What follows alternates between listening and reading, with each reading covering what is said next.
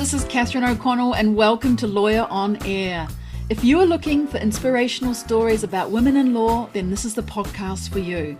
Join me and my lawyer ladies as we enjoy a glass of wine after a hard day at work and talk about the world of women in law. It's my passion to share stories of amazing legal ladies who are working as in-house legal counsel, who have law firm roles, who are leading on boards, and who are doing law differently.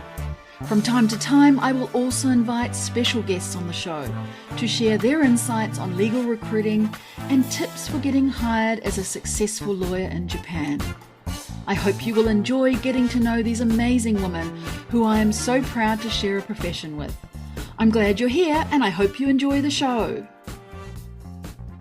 Hi everyone, welcome to another episode of Lawyer on Air. I'm Catherine O'Connell, the host of the show. Today I'm joined by Yuka Teraguchi. Yuka is co-head of Morrison and Foerster's Tokyo Litigation Department. She focuses her practice on representing technology clients in IP disputes and commercial disputes. Yuka has experience representing clients in various forums, including the US federal courts, the International Trade Commission, and the Japanese courts. And Yuka also manages global strategy for litigation cases that span multiple jurisdictions. She is also regularly counseling clients on various legal challenges they face during product development, manufacturing, and distribution. Her matters have involved a wide range of technologies, including computer hardware and software, communications networks, automotive components, semiconductor devices, and medical devices. Yuka is an active member of the Licensing Executive Society, and she also regularly lectures and moderates panels at patent-related conferences. Yuka received her BS in computer science from Stanford University and her JD from the George Washington University Law School. She is admitted to the bar in California and Japan as a Gai Kokuhou Jimibengoshi, a foreign registered attorney. Before joining the firm, Yuka clerked at the Honorable Randall R. Rader, Chief Judge at the US Court of Appeals for the Federal Circuit. Yuka is a member of her firm's Women's Strategy Group and Mental Health Steering Committee, promoting diverse, inclusive, and healthy work environment. Outside of her work, well, she enjoys riding trains and buses with her 2-year-old child. How lovely. And her 2-year-old child enjoys anything with wheels. How exciting. I'm really glad to bring you Yuka Teraguchi as my guest today and share her story with you. Yuka, welcome to the show. Thank you very much for that welcome, Catherine. I'm very pleased to be on the show today. It's so good to have you. Today we're going to be talking about your career path, influences along your journey, your work and life in the US and Japan, being this co-lead of the litigation team at your firm. And I'd really love you to also provide your tips and ideas for the next generation of associates who are coming up behind the ranks behind you. How does that sound? Of course, that sounds perfect. Well, here we are again today talking online, but if we were going to be meeting up in person, Yuka, where would we be? Do you have a favorite cafe or wine bar or restaurant that you love to go to? And what would be your choice of beverage off the menu today? I do. I would love to take you to this pizza restaurant called PST or Pizza Studio Tamaki. Oh. It's a cozy pizza restaurant in Higashi Azabu, about 5 minutes from the Tokyo Tower. We randomly bumped into it while taking a neighborhood walk. So the neon sign that says PSD and walked into it. And we've been there probably at least 50 times over the last couple of years. That is so cool. I don't even know that place. But now I know once I go to see Tokyo Tower again, I'll see the sign for sure, even though I've missed it up until now. That is fantastic. Yay. Is there something that you have, with your pizza? Yes. So they have a variety of sangria, and I typically go with this sangria that comes in something that looks like a fishbowl. Oh, It a fish has bowl. fruits of the season. I think right now they have peach, apples, grapes. It's Ooh, very fruity, as you can imagine, and it goes wow. very well with their pizzas. How interesting. What's your favorite pizza? Ooh, so their special one is called named after the restaurant and calls tamaki pizza. It's a Oh, little bit like margarita, but mini tomatoes instead of mm. the whole tomatoes. Um, Ooh, yummy. And is Tamaki the owner, or what's the reference to the word Tamaki? Do you yes, know? he is the owner, and Ah, he is regularly the chef that makes the pizzas at the restaurant.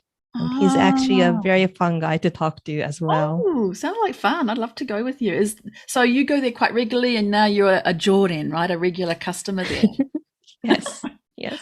Well, that's so much fun. I love that idea. And this is why I start the podcast with this question, because it really does show a lot about the personality of the people, what they love to do. And it's also your favorite drink really just shows up as well. And I think it's a nice way to start the podcast. So thank you very much on that. And we'll pop that into the show notes so everyone else can go and find the restaurant. And if they do go, please tell Mr. Tamaki they heard him being mentioned on the show. That would be really nice. So, Yuka, you've had a long career so far and you've done a lot. But before we dive in there, I really love asking about childhood. What you wanted to be when you grow up. Can you remember what you wanted to be when you were a child?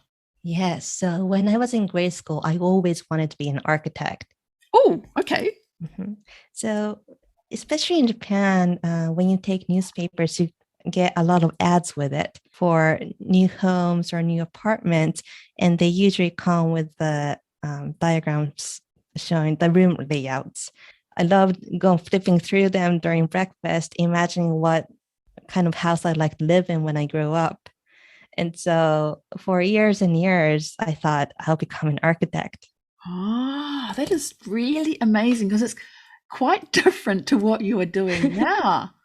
Do you like artwork though? Do you like drawing, or was it the sort of preciseness though of those drawings?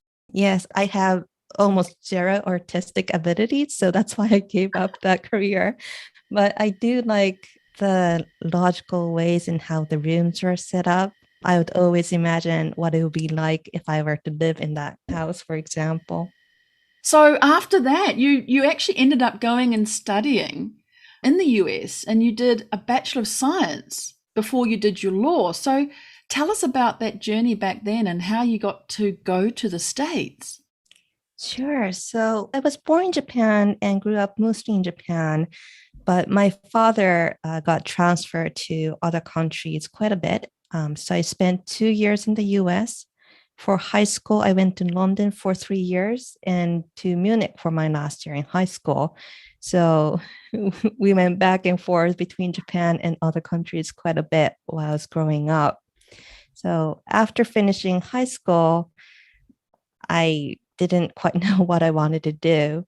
And I knew that for Japanese universities, you had to pick your major upfront and it was hard to change. So Right. I opted to a US university where you could go undecided and spend a couple years figuring out what you wanted to do. Ah, that's interesting, isn't it? That Japan makes you confirm everything at the outset. I think that's one of the things about Japan that makes it quite restrictive, doesn't it? Whereas the same for me, I chose very general subjects at school because I didn't know what I wanted to do, right? And then never thought I would lead into law. So it's interesting, isn't it, that Japan is a bit more restrictive like that, that you chose the US. But why was it the US out of those countries that you were in when you were younger? Was it the US that stood out for you as the place to go to? No, it's a much simpler reason than that, Oh, Catherine. okay. I'm Tell a little me. bit embarrassed to confess. No, no, that's great. But Tell. so when I was applying for universities, I was living in London. It was December. It was gloomy every day. We had about 20 minutes of sunshine a day. Oh, yeah. And I applied to a bunch of universities. And when I got an acceptance letter from Stanford University, they also sent me a mini DVD introducing the school.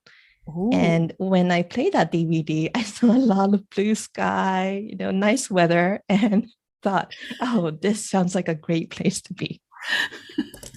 You've got to choose places based on the weather. I really believe that because I love Japan too because it's 4 seasons. And also I had nearly a year in London, and I agree with you on that. When it's beautiful weather, London is great, but it is a pretty gloomy during the other cold months of the year. Well, good on you for making a decision based on that. So you got accepted into Stanford, and what happened then? You did a science degree, yeah? So in high school, I liked math and sciences. So I tried out a lot of majors in that field, including, pre-med, genetics, Mm. mechanical engineering. Wow. And to try out the architecture route, I took some art classes as well. Eventually, I took a computer science class and just fell in love with it. Oh, really? I, Wow. I think it was the logical thinking behind it. And also, we had a great professor. It was like programming was like playing a video game almost. And I had lots of fun. So I decided to pick that Oh. route So you followed for your my. heart, really, and Mhm. that things that sort of sung to you, and then you switched to law. So how did you get introduced to law after that? When I was doing my computer science degree, I always thought I would become a programmer. In Mm. fact, a lot of my classmates, it was during the tech boom. So they went to Google, Apple, Amazon, and Mm. Facebook, which was just founded a year before we graduated from undergrad. And I did try out programming for a little bit. And I was okay at it, but I knew I would never be great at it. The reason is I never really had a good vision of what would be the next big setting product. My friends had visions and ideas about, oh, wouldn't it be great if we had software that would do this or do that? And I liked programming, but those ideas just didn't really come to me. So I thought, I like this job. I like being a programmer, but maybe I should find something that I'm actually will be great at, not just I'm Mm. something at I'm fine at. Oh, so it's the difference between being fine at something and being great at something.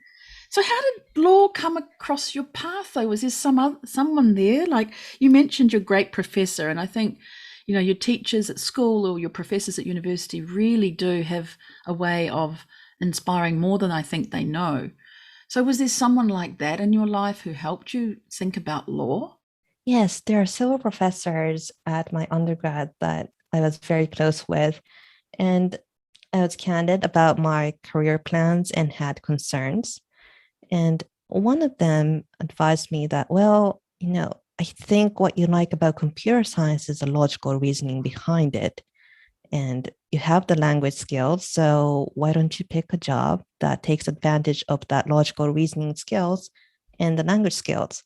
So I thought about it and thought, Mm. maybe law is a good place to be, Mm. especially an IP law where I could Mm. actually get to understand the latest technology and also apply the logical reasoning to help the clients with their IP problems.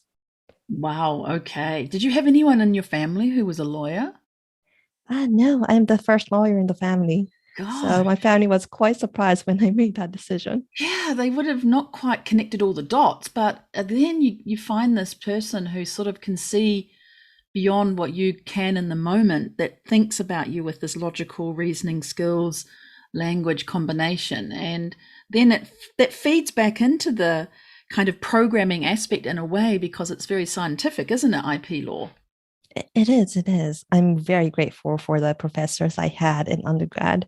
Wow. So then is this how you're finding, instead of being fine at something, you've turned into something that is great that you can do, and you don't have to be Kenson humble about this. This is where you feel it inside of you. So I'm still not great at it, but I do enjoy it a lot. I Right. think I made the right decision Very good. here.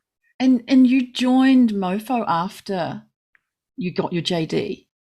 Yes, I did. So I Oh. joined the MoFo's Palo Alto office after I got my JD. And then after about 2 years, I decided to clerk for a judge at the Federal Circuit, which is a court that focuses on IP cases. And Mm. afterwards, I decided to come to Mofo's Tokyo office. What attracted you to Mofo back in the day? Like they promote at schools, don't they, when you're there? So was there something or someone from that firm that attracted you? Yes, so I enjoyed meeting all the people during my interview session, and others had told me that I should pick a firm where I could actually feel a good personal connection where I'll be able to like the people I work with. Other reasons were that Mofo had a strong Tokyo presence even back then when I first applied, and I knew I might eventually want to come to Tokyo for work. So it's quite strategic, really, the choice. Yeah. It was. Who did you meet? Did you ever meet other people from the Tokyo office at that time? Not during the interview Right. cycle, but after I got accepted for the Mofo's summer program, I Mm. actually had an opportunity to come out to Tokyo for about a month. Mm. And I had a wonderful time here. And that's when I knew that I would eventually want to come out to Tokyo to practice Right. law. You felt it, you know. I mean, we do, don't we? You can't deny how you feel inside about a place where you feel that personal connection. And that really is so important because we spend so much time at work that we do need that feeling to enjoy and have joy at work. I love that. Definitely. Yeah, and then with this time that you did the law clerking, that sounds really interesting. Is there things there that you learnt or experienced that really serve you quite well now as a litigation lawyer? Oh, yes. So, as a law clerk, you get to read so many briefs from so many different lawyers. So, I think I got to understand what good writing looks like. Yeah, I get that. Mhm. Right. And Yeah. also what good strategy is. We saw some briefs that raised 12 different issues on appeal. And I realized that from court's perspective, when you have so many issues, that makes each of your issue looks very weak. Rather, you want to pick one or two arguments that you're very comfortable and confident about and just go straight to those arguments and spend time arguing those points. And that has a much better chance of winning than That's, spitting out a kitchen sink yeah, approach. excellent, isn't it? It's like concentration on the few things that matter, not trying to scatter, right? Scatter approach to getting, we'll try this and we'll try that and we'll try this, you know, narrowing down. And that's a really important thing and skills for lawyers to learn, isn't it? To narrow Oh, down yes. issues. Yes. You want to know which Oh, issues you want to focus on. right. And that opportunity, you said that you were in the Palo Alto office and it came up. So you would just, it was just dozo, you know, go, please do go and try this out. It all gets the support of the firm to do something like that. Is that right? So what I'm trying to get at here is, would you recommend someone who may have that opportunity presented that they go and do something like that? Oh, yes, for sure. Right. Even for a corporate attorney as well, not only litigators, it gives you a totally different perspective on how you see a case, Mm, what kind of issues that pitted judges will focus on. And like I said, what good writing looks like, yeah. what good brief looks like. And it was a very fantastic experience, a very good learning experience for me. And Mm, so I recommend anyone and mm. everyone to try out for a clerkship if they can. Interesting. Have you ever come across any of the people whose briefs you saw when you were at the clerking role? Yes, I actually have. There were some standout appellate briefs. And I Mm, do remember the names of the attorneys who were responsible for those briefs. So I've been co-counsel and also opposing counsel is that to some right? of those attorneys. How Yes. interesting. What a great experience. Yeah, see how things come round, don't they? You may view that kind of work in a kind of silo, but actually all of these things are very much related and you do find those people come along your path later in your career. So really important too how you treat people as you go along because they'll often be a co-counsel with you or opposing counsel. Wow. Okay. So, how was it then when you did actually come to Japan? Did you find a real big difference between working in the US and working in Japan, even though you're with the same firm? Some differences. So The actual substantive part of the job I do, like writing a brief or making oral argument, that haven't changed. But the amount of client interactions have definitely changed.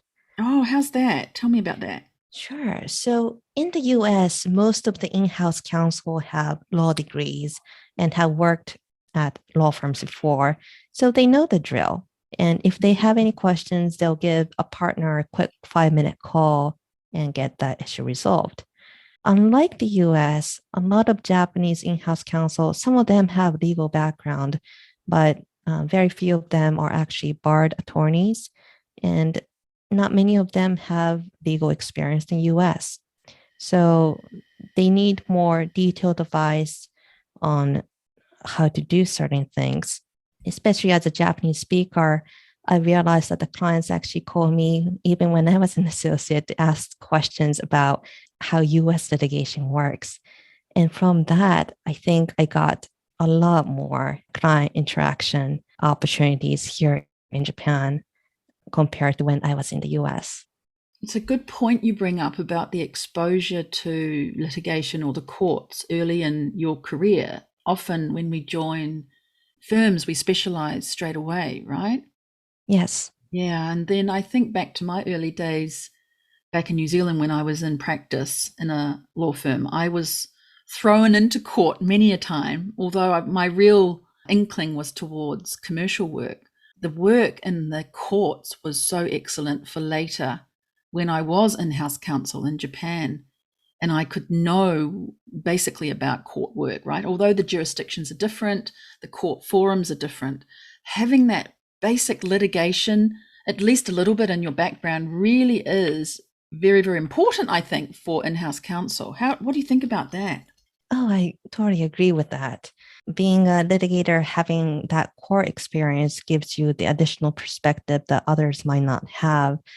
And especially when your company gets sued or wants to sue somebody, for example, I think that legal litigation background will help you better assess the exposure risk or Yes, where the that's it. litigation is likely going to take the company. That's so right. Yeah. Wow. Is there anything so far that we've talked about that I've missed or skipped over that I've missed in your career that you'd like to mention? And now I think you We're good? covered everything. Okay, Yes. good. Because I want to go on then to when you became partner in, I think, January 2018. Yes, I think that's right. It seems a long time ago. So that's nearly, what, 5 years ago? Yes. Were you one of the youngest partners to be made up to partner? I think I was. I was 34, Wow. I believe. Because I'm only looking at your CV and on LinkedIn and thinking, I think you were one without actually asking you before this, because I did want to find out on the podcast and make it real. So was it Yes. your goal to be partner? And is that quite fast? 5 years seems very fast to me. So tell us a bit more about that, how you got to be made up and how it felt during that process. Sure. Actually, when I started my legal career, I never thought I would stay at any law firm for this long or I'll be staying here long enough to make partner. I was just never interested in that partner role. Why I not? liked the Why not? job. You like the job, but I not liked so the much. job. Oh. And it was mostly because of the unknowns of becoming a partner. Mm. Um, so, what I want to say is that when I was an associate, as long as I did my work and did a good job on it, I was fine. But I knew that once you make partner, you have to do so much more business development. You have administrative tasks, and I just didn't know what that would actually look like. And I think it was more of a fear of whether I would be able to handle that more than anything Mm. else, that I just did not think partnership was a career path I wanted to follow. But I did like my job, so I stuck around long enough. And luckily, others, I guess, appreciated my work and put me on the partner list. So I actually just found out 2 months before I officially made partner that I was on the final list of partner candidates. Wow. That's not much lead time, is it? No, honestly, I Wow. freaked out. Yeah. And how did you get over that fear, though, that the could I do it? Could I do the admin or BD? Does that just come with it? You just take it on, do the, feel the fear and do it anyway, as they say, or something happened there that somebody helped you with all of that? And it's never, is it never as bad as you actually think it is? That's how it hurt, what happened. So when I was told I was on this final list, I wasn't sure if I actually wanted to make it. So I talked to one of the partners I trust in this Tokyo office and said, I don't know if I want to actually make partner. Do I stick around or do I go find some other legal position elsewhere, such as an in-house counsel? And he said, well, you never really know what a partner is going to be like until you make it and you become one. And if it doesn't work out, you can always quit. So rather than quitting now, it's better to quit after you make partner. You can at least say you were a partner at Mofo before. Well, there is that. It was just like wow, casual, advice. But how refreshing. It was. And so I thought, there's some truth to being able to say that you're a former partner at a big law firm. So I decided to go with it and made partner. And I haven't regretted it at all. Like you said, it wasn't as bad as I had expected. Actually, much better than I had expected. I get more ownership over my projects, my cases, and I get to talk to my clients about strategy on a much deeper level than I used to as an associate. So I actually am enjoying being partner, and I am grateful for that senior partner for that casual, frank advice. Wow, there you go. You can't underrate a casual conversation that really steers you in the right direction. What you needed, right? I mean, this person's giving really practical advice. It's not about what they thought of themselves. They're actually thinking about you as they said that. Give it a go. You can always quit, and that is so real. I love the reality and frankness of that comment. That is brilliant. And then you also took maternity leave during this time, right? So how did that work as you were ramping up being a partner? Yes, so I took maternity leave about a year or two into my partnership. Good one. Sorry, paternity leave is what you call it, of course, not maternity leave. It's more general. So what, 1 to 2 years in? Tell us about that. Sure. So I was actually worried before taking my leave as to what would actually happen to my career a little bit. But my sister-in-law gave me a great advice beforehand. She's a former lawyer who turned into an investment banker, and she's a superwoman with 3 kids. And she told me, Yuka, when you have a career, it's never a good time to have kids. You always worry about what's going to happen to your career when you take leave or when you're raising kids. But on the flip side, that means that it's always a good time to have kids. Whoa, what a comment. Yeah. Isn't that incredible? Always a good time. Yes. So that encouraged us to start a family, and maybe I have some concerns, but why not? It's always a good time. So let's go forward with it. Gosh, that has really got me I got goosebumps as you said that. This never a good time, but actually the flip side, it's always a good time to have children. What a great inspiration. As she was telling you that though, that first part of that comment must have made you think, oh, I can't do it. And then she comes out with something incredible like that for you to be inspired by. Yes. And she's got 3 kids and she has a successful career. And I do look up to her quite a bit. Wow. So how did that work then with off-ramping and on-ramping, if I can call it that? Did that go quite smoothly then? So off-ramping was okay. I told others in my office about me taking a leave, so I gradually shifted my work to other partners and associates. The on-ramping coming back from the leave was, to be honest, a little bit tough. I remember coming back from my leave and I was asked to help out with a motion for temporary restraining order. And I realized that I hadn't written a brief in the last 6 months during my leave. I Mm. kind of forgotten how to write one. You're a little rusty. I was very rusty. Oh, what happened then? How did you So I get did over my that? first, yes, I did my first draft and it just didn't come out as easily as I had hoped. So my husband is also a lawyer. Mm. So I had him check my draft and his comment was, yeah, this doesn't read like what you used to write. Mm. So he gave me some overall tips, and I realized, oh yes, I forgot about those points. I reworked that, and I managed to produce some work product that was acceptable, I'd say. Wow, okay. It did take 3 or 4 months for me to actually get back on track and be comfortable with my actual work product.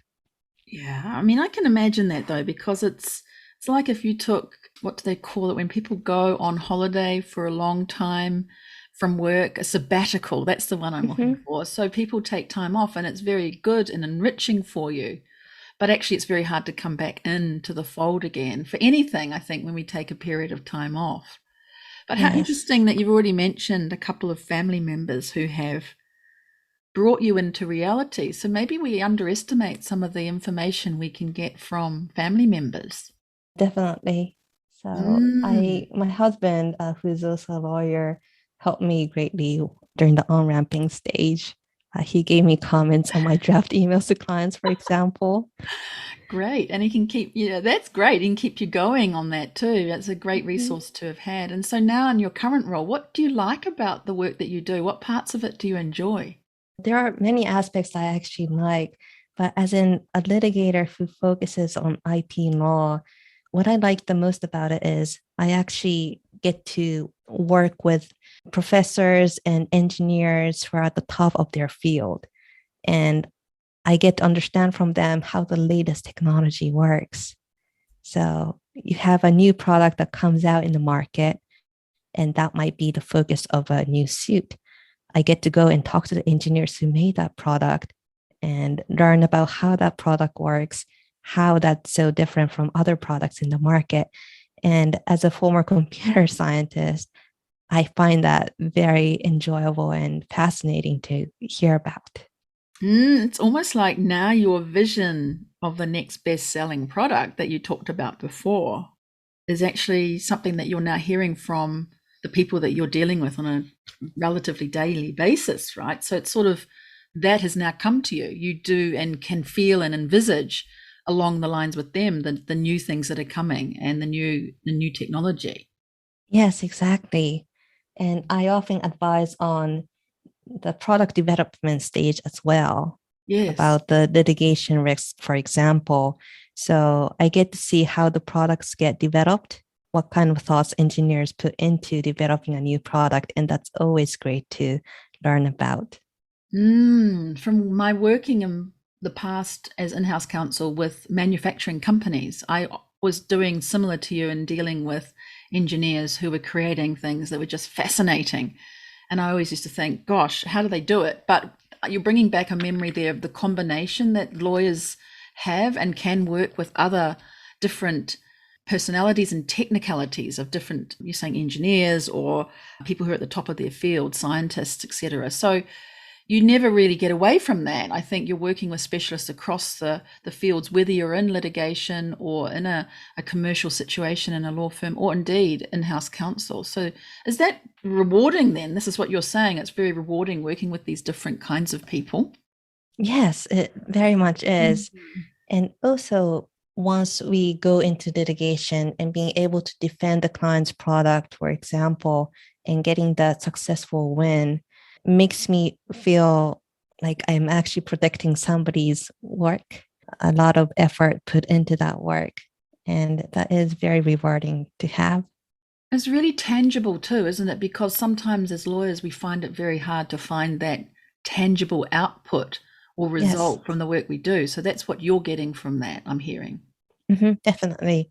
And it might be similar to your in-house experience as well, helping the other engineers and other business folks work on Yeah. their new products or their other R&D efforts. Exactly. Yeah. So as well as that in the firm, your regular work that you're billing for, you're devoting your time then also to the women's strategy group and the mental health steering committee.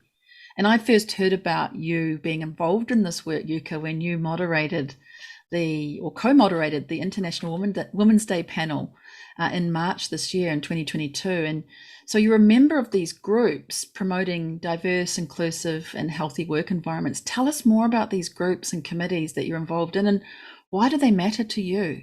Yes, I'm passionate about both of them. So maybe we can take the Mental Health Steering Yes. Committee, which is fairly new, but it's playing a huge role at the firm. So the Mental Steering Committee is formed by both attorneys and non-attorneys in the firm and does focus on the mental well-being as well as the general well-being, like your physical body, because we believe that healthy mind and healthy body go hand in hand. The Mental Health Steering Committee really took off during the pandemic. We had, especially in Tokyo, I guess around the world, people were worried about what kind of impact the pandemic would have on their family, on their health, on their work. Also, especially in Tokyo, we have a lot of attorneys and staff members from overseas who didn't get to see their family for over a year. And in that kind of a living environment, it's hard to stay mentally healthy and being able to work at the same time. We also had attorneys and staff members whose kids' schools were closed and had to juggle kids staying at home as well as work at the same time. And so we all went through this struggle together, especially early on in the pandemic. And we wanted to have this committee to help support those who are in need. And so the Mental Health Steering Committee works on various programs throughout the year, but especially during the pandemic, we had sessions for attorneys and staff members on how to juggle the work with raising kids. We had different sessions depending on the kids' age group so that the parents got practical advice on how to handle those things together. We also partnered with third parties on releasing apps so that people could meditate and at least a couple minutes a day to bring that healthy mentality back. And we do check in with partners, especially on a regular basis, to make sure they are communicating with the associates and staff members, keeping an eye out for those who might need support, who might need help, so that we can offer that support in a timely manner. Great. Yeah. And I think that, the juggling the work with kids and dividing it up by age groups, that's a really novel idea because the challenges are different with different age groups. We have in Women in Law Japan, we have a group, Mum is in the Law, and it's divided too when we have meetings divided up by age group. I like that idea. Great. So that's some of those are still continuing, those programs? Yes, definitely. We actually meet every other month firm-wide to discuss the next steps, to discuss the next programming so that we can better promote having a healthy mind. I think this mental health issue is more of a recent idea, especially in the legal industry. I think a generation ago, people weren't really thinking about mental health.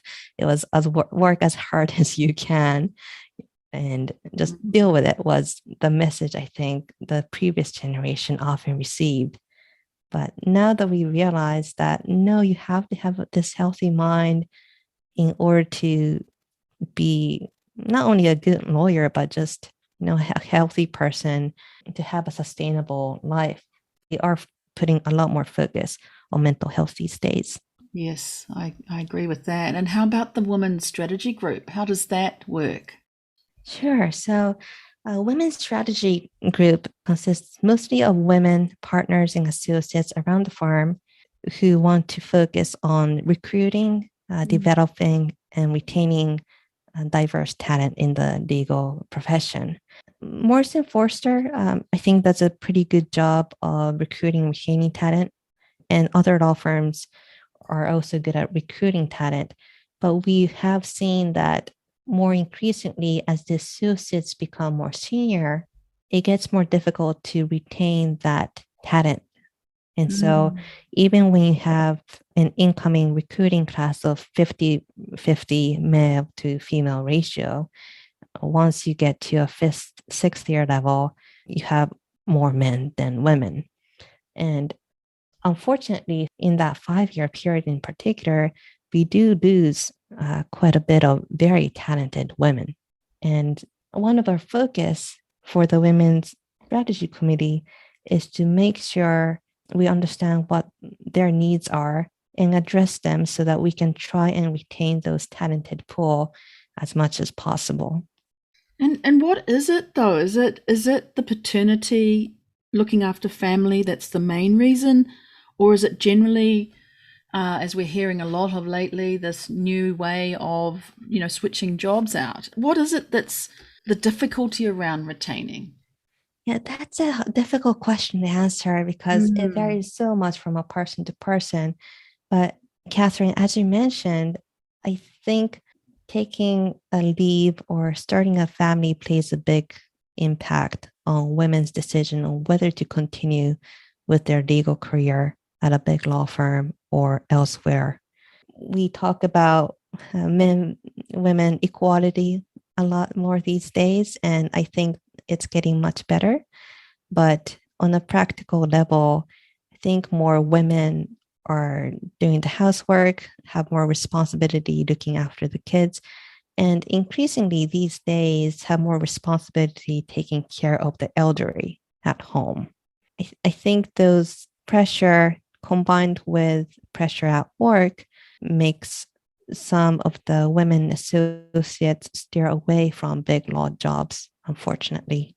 So what kinds of activities are you doing there with that group? Is that semi-regular then? I know you're meeting every other month, right? Or is that also, that's the mental health committee? Is the women's strategy group also meeting again semi-regularly like that? Yes, we actually meet on a monthly basis, and we have subcommittees that meet often as well. We do have quite a few programs out trying to ensure the equality and diversity within the firm. At the same time, we often pair up the women committee members with the women associates in the firm so that we can make sure the associates are taken care of. I think when associates make their career decisions, it's important that they have somebody that they can go to for advice. I was talking about a senior partner I went to when I was put on the final list of partner candidates. Yes. And that makes a huge difference whether you have somebody that you can go to or not. Right. So we want to ensure that all of the associates have somebody that they can go to when they're trying to make their career decisions or have some concerns about how they want to go about in their career. Right. And that's different to, I'm imagining, a mentor. Is it more like a buddy, a kind of resource for you? Yes, definitely. It can be a one-on-one, but we also make sure that we provide them with resources on, hey, here are the people you can connect with if you have concerns about raising kids between the ages of 0 and 2 while working full time. Again, very specific, right? So it gives someone a real place to latch onto to help themselves during that. It's really interesting. Yes. Oh, wow. Okay. And so outside of the firm too, Yuka, you're active in I think it was called the Licensing Executive Society. What is that? And are there many Japan members? Are you one of the few Japan members in that team? Yes. So the Licensing Executive Society is a group of attorneys and in-house counsels, as well as patent agents who are interested in learning more about IP law, both in Japan and elsewhere. I'm not exactly sure how many members there are in Japan, but I know there are at least hundreds. We actually had an annual conference for the Licensed Executive Society near Biwako over the weekend. Nice. I actually went there to give a little talk on US IP law issues. Well done. Thank you. And we actually had over 100 members attend in person and some more attending virtually by Zoom as well. Mm. So we have quite a few members joining from all over Japan. Wow, I wonder if Naomi Koshi was there. She's one of the podcast guests, but she's also based in her family area, I think, near Biwako. She talked about that on the podcast. Oh, great. Yeah, she may well have been there. Well, that's really interesting. I want to head into future of law topics, but just at this point, Yuka, a little probing question about the accomplishment you're proudest of so far in your career. Oh, gosh, that's hard. Let me think about this. So, Catherine, about the proudest moment of my career as a litigator, going to trial and winning a trial is the most rewarding Mm, part of our job. After doing a jury trial for several weeks, waiting patiently for the jury deliberation, and when the jury delivers the verdict, you're sitting in the courtroom very nervously with your fingers clenched together mm, and finding out ultimately that you actually brought a successful result to the client. mm. That moment is very, very rewarding. It's what you've worked to, isn't it? It's what you've worked up to. That's it, isn't it? The Yes, pinnacle. yes. And we have witnesses from the clients who devoted their precious time for the trial as well. Other in-house counsel for the clients who worked endlessly for that trial. So it's great to see all of that effort culminating in a successful result. Yeah, and up until that point, you actually have no idea, right, how the jury has gone. Might have a feeling about the case and how it went, but beyond that, you don't know until that moment. And that finger crunching time, I hear you on that. It's really very stressful at that point, isn't it? It definitely is. You try to have a poker face on during the jury deliberation, but you never know what the jury will come out with. Right. You're definitely hoping for a good result for your client, but you just don't know until one of the jurors Mm. stand up and give the verdict. Wow. Good one. That's a great answer. Well done, you. And so, thinking about future of law, what would be your future dream for this role that you've got, and perhaps the future of law in the area that you're in? What are you seeing coming up? Sure, especially in my field of IP law, there will be more cases involving autonomous driving. And I'm quite passionate about autonomous driving because when I was a computer science student in undergrad, I actually worked on one of the world's first autonomous driving cars at Stanford University. Did you? I did. So Wow. autonomous driving back then was very, very basic, though. When it rained, you couldn't drive the car because car would detect the rain and will think that there was a wall in front of it. It was that basic back then. How interesting. Yeah. But now I see many companies coming out with autonomous or semi-autonomous driving cars, and I believe that in 5 years, maybe a little more, there'll be a lot more autonomous cars out there. And that's exciting for me, just on the technology level, but also for the law, because autonomous cars involve so much intermix of the networking technology, software, hardware such as chips and cameras. And so I think it'll be a fascinating field to endeavor in. Yeah, very interesting. And also on a practical level, you can't, I believe, buy a car in Japan unless you have a driver's license. No. Right. So you can imagine how this is going to impact society in a big way because you won't need to have, right, a license to have be behind or with an autonomous vehicle. Definitely. And Right. in especially in Japan where there's an aging population, I think autonomous driving cars will definitely help those who might be a little bit too old to drive cars by themselves, but need a mode of transportation from going to one place to another. Exactly. Exactly. And keeping them able to be out and meeting people and doing things that they want to do, going places, seeing certain floral exhibition somewhere, doing those kinds of things and not being restricted just because of not having a license. So it's going to expand a lot of things, but may also contract a few of the industries in Japan that we have, such as the big business around getting driver's license and all the teaching of that. That could be a very interesting area that changes quite differently, right? Quite well disrupted in many ways. Yes. No, Right? yes, I agree. I Wow, think we'll see interesting. some changes over the next 10 years or so. Yeah. Yeah, I love that example you gave about the rain being interpreted by the autonomous vehicle as a wall and stopping driving. We've really moved along the line since then. Amazing. I would definitely have over the last 20 years. Or the other thing that I always ask guests who are in law firms, such as yourself, is the tips that you have.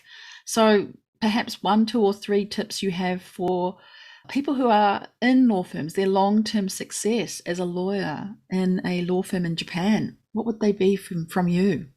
Sure. One of the tips would be, this is a tip that I received when I was a junior associate. A partner told me that being a lawyer is not a sprint, it's a marathon. When I started at MoFo, I felt that everyone else was so much smarter than me and had so much more experience that I had to work extra hard to meet the demands and meet others' expectations. So I did work late nights. When a brief was due on Friday, for example, I tried to get the draft done by Wednesday so that I had extra days to revise as necessary. And I think at one point, I almost got close to burning out because I was just working so much and was stressing over the quality of the work product. And one of the partners noticed it and said, it's great that you're working hard, but you're not going to last long if you work at this pace. You're going to burn out. Think of this as a marathon. It is not a sprint. You're going to learn from experience, and you don't need to worry too much about doing that extra hard to meet the expectations. It's always good to deliver the best work product you can deliver, but you don't actually gain much from working those extra late night hours, for example. Right. So that incremental difference is not enough to suffer or to have that potential of burning out, right? Just it's not necessary, and that it is a marathon to be a good lawyer, to be even just a lawyer, as he said, right? Yes. Being a lawyer is not a sprint, it's a marathon. Brilliant. Yes. And another advice I received was that you want to figure out what differentiates you from others. This is especially in relation to business development. And I got this comment from one of the senior partners right after I made partner at MoFo. And he told me there are so many lawyers out there at competitive price. We and also the big law firms charge premium. We are not cheap. And so you have to think about why the clients would want to retain you for a new case. What distinguishes you from others in the field? And thinking about that helps me how I can better serve the client's needs. Because, for example, my Japanese language skills might be one of the reasons why the client retained us. And so I can make sure that I use my language skill to support the client in case there's any language barriers in deciding the strategy, for example. So that advice has made me realize what I need to actually think about, what I need to focus on when I'm doing client service. Excellent. Is there anything else? The last one I will come back to is the advice from my sister-in-law. That it's never a good time to have kids, which means on the flip side, it's always a good time. That makes me realize, things will be okay. No matter what kind of decision you make, it'll turn out okay. If you want to do something, just do it and you'll work out something in the end. I love that. I really do love that. Is there anything, Yuka, today that we've talked about that you want to re-emphasize, just as you did there with your sister-in-law's advice, or anything that we haven't covered today that you would like to mention? Especially for working mothers who are juggling raising kids as well as working at the same time, I realized that it is a very difficult thing to do, to juggle. It's almost like juggling two full-time jobs. But for those who are especially thinking about having kids, I want to emphasize that there are people who support you through this process. Japan, for example, has excellent daycare facilities who look after your kids. And although it might seem hard, it might seem impossible at the beginning, it is actually not. It is hard, I'll be honest, but it is something that I'm sure others can do, especially given that I have somehow kind of figured out how to juggle those two at the same time. So I guess my message to women out there who are thinking about starting a family is that it is possible to work full time and raise kids, that you will need to find the necessary support, but it is doable. So I don't want people to give up their legal career because they want to start a family. Oh, yes. Thank you, Yuka. You said it. Great. All right. Thank you very, very much for that.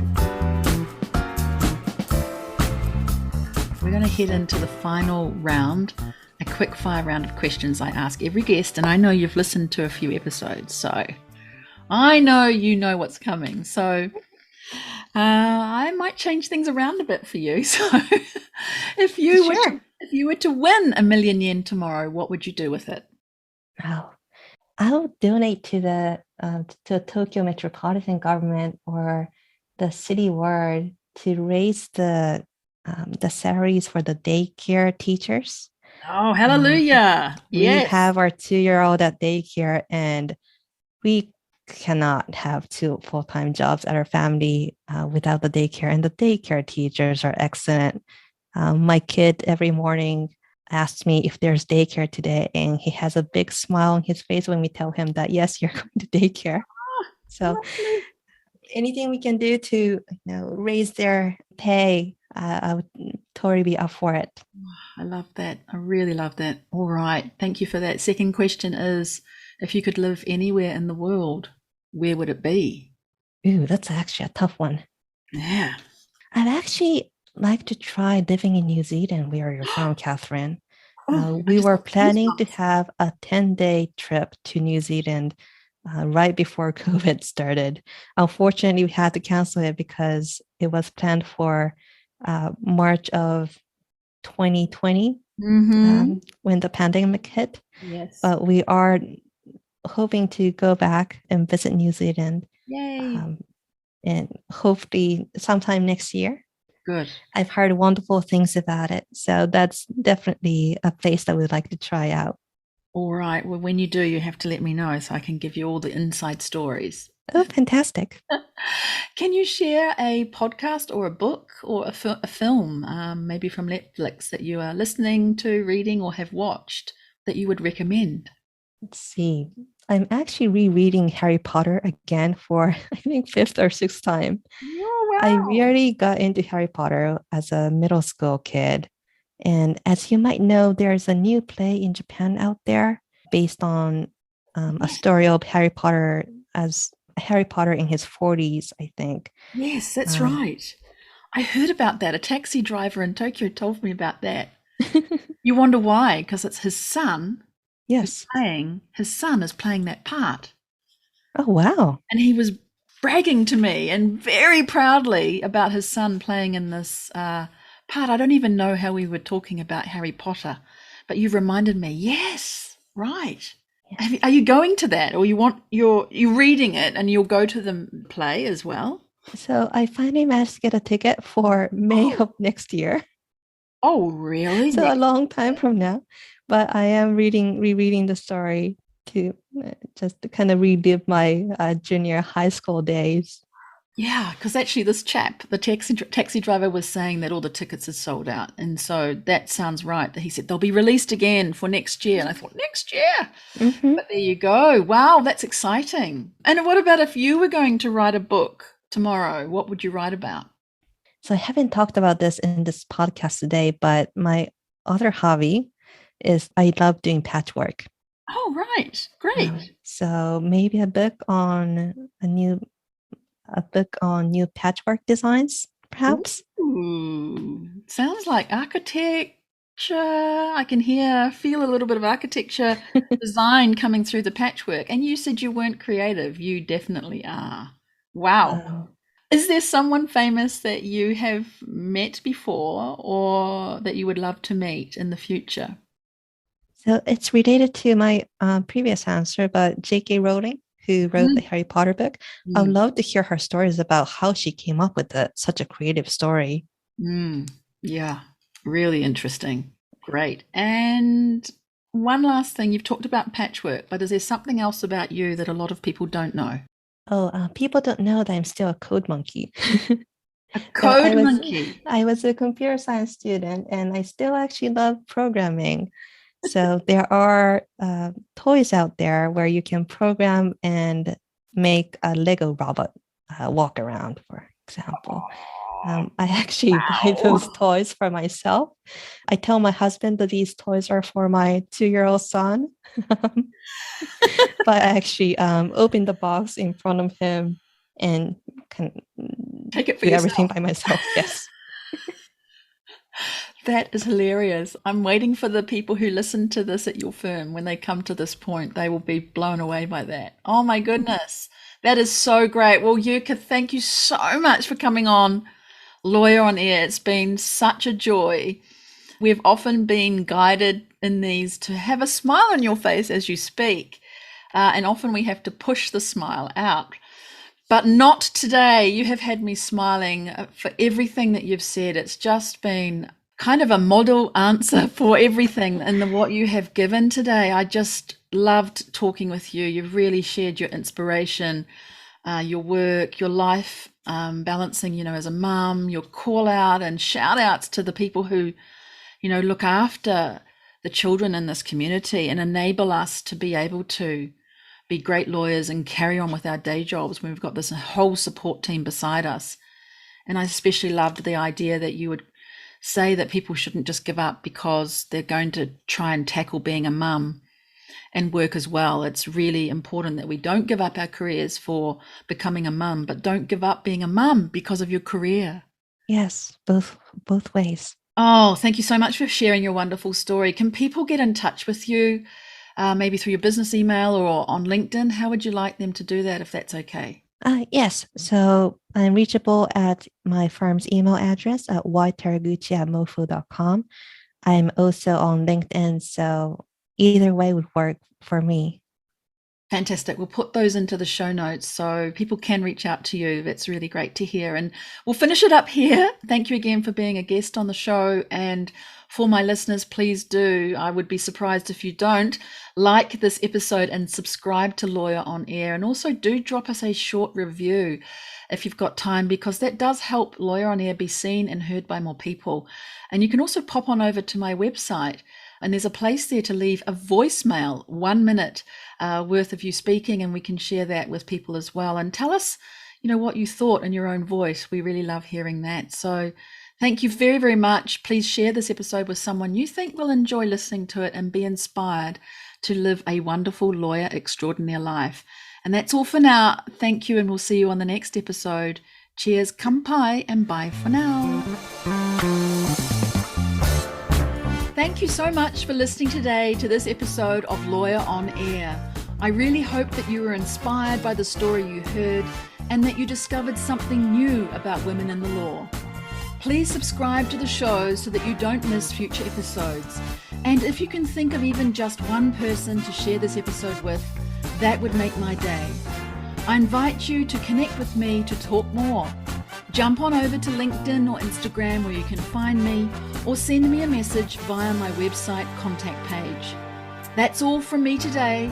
I look forward to seeing you right here on the next episode of Lawyer on Air. Cheers, kampai, and bye for now.